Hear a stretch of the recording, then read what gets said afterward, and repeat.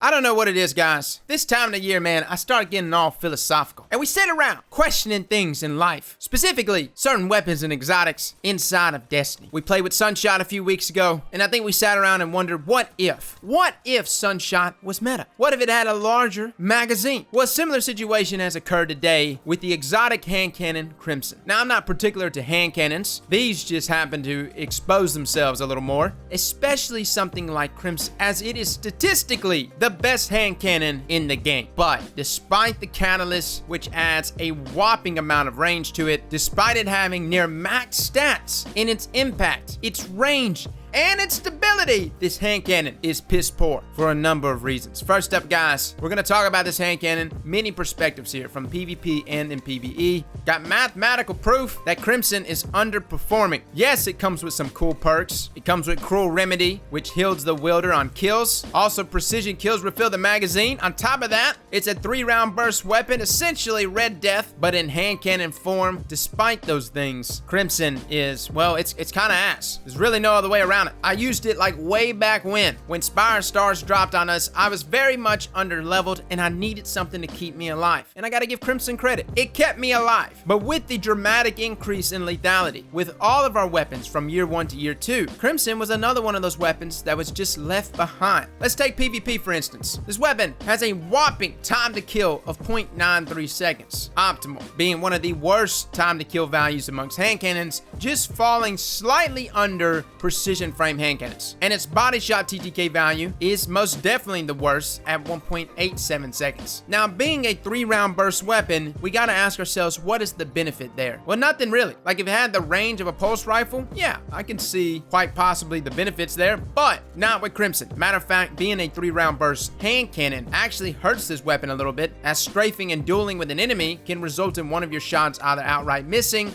or just being a body shot. And as you see from that body shot TTK value, every time you miss even one crit, that time to kill value gets exponentially worse. But that's not what frustrates us here. No, what's frustrating about this weapon is despite it being a 92 impact hand cannon, which is like the equivalent impact of our aggressive hand cannons, things like Duke, Bad News, Thin Line, inside of PvP, our crit value damage, which is a total of 75 there on Crimson, is actually a whopping 21% less than what something like a Duke does, which is 91 per crit. And it doesn't just stop at PvP. Inside of PvE, Duke hits 881 per crit on Greg, where Crimson hits 729 on Greg, which again, even here, is also a 21% difference in crit damage. And we're not even throwing things like a minor spec or a major spec here on Duke, which would add even more damage over something like Crimson. Now, maybe the exotic perk and trait on Crimson is what makes it so unique, and that's the only reason why you would use it over Duke. But every single shot, which obviously has some deviation in it, considering that it's a burst round hand cannon, also hits significantly less to other comparable impact archetypes. But maybe that's not what the benefit of Crimson's supposed to be, considering that we have these stats right here, which are beautiful, by the way, even surpassing that of something like Ace of Spades, especially in those range and stability categories. Surely this weapon stretches way beyond normal hand cannon range. It actually doesn't. This was a surprise to me this morning. Didn't even know this. Crimson has a damage fall off range of 34.5 meters. Now, Ace of Spades is pretty much right around the same corner. 34 meters, 34 and a half. Somewhere around there, Ace starts to experience damage fall off. And as you know, max range All-Stringers or even max range Spare Rations really starts to reach upwards of 38 to 39 meters. So despite Crimson here having almost maxed out range, its damage fall off range is still only 34.5 meters. But that's not the bad part. The bad part is how damage fall off affects something like Crimson. So Ace of Spades at 34.5 meters starts to hit 69 per crit versus its original 70 per crit. Crimson also experiences 1 damage fall off at 34.5 meters, resulting in 24 per crit. But the difference is Crimson is experiencing damage fall off, not split amongst 3 different bullets, but instead each individual bullet is receiving 1 damage fall off, meaning overall Ace of Spades is only experiencing a 1% drop there in damage, whereas Crimson is much steeper at 4%. And again, that curve only gets worse as that range increases. On top of that, pretty much anything outside of 35 meters, Crimson is noticeably less sticky bulkier, thus resulting in 3 crits landing to be much harder. Here's the reality, guys. Crimson, yes, statistically is the best hand cannon in the game, but it underperforms on every level. So much so that I honestly think the concept of Crimson is just flawed, to the point that I feel like it should have just been Red Death all along. Now, we gave solutions to Sunshot, and actually Bungie went above and beyond. They actually gave it 12 shots. I really wasn't expecting them to go over 11. I was gonna be okay with just 10. Crimson is not that easy though, which is why I believe any suggestion we give in terms of improving this hand cannon probably won't be implemented anytime soon. The reality is, despite the stats being so healthy on Crimson, lethality wise, this weapon needs an increase across the board. Some people are gonna say just increase the rate of fire. Currently, right now, this hand cannon would just improve if the weapon was actually shooting at 415 rounds per minute, but it's actually not. Mercules did a checkup on it, and the rate of fire, the actual rate of fire of something like Crimson, is 386. So what do we do with Crimson? How do you make it better? Given the lethality of hand cannons, we're really just gonna have to wait and see, guys. I think this Thursday we're gonna get an idea of what's happening to hand cannons in this next sandbox.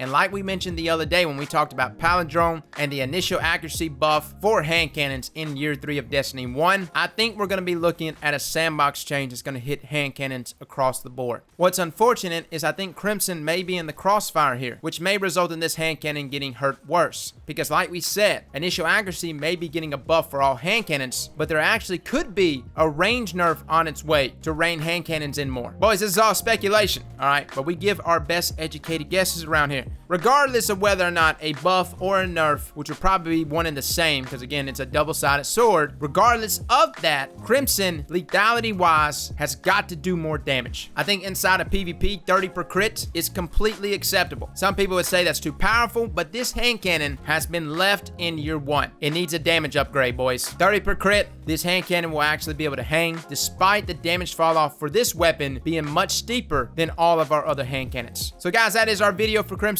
It's an impressive hand cannon statistically, but obviously that doesn't really matter. Fellas and ladies, thank you all for coming and watching, and as always, slap that like button like your mama told you right.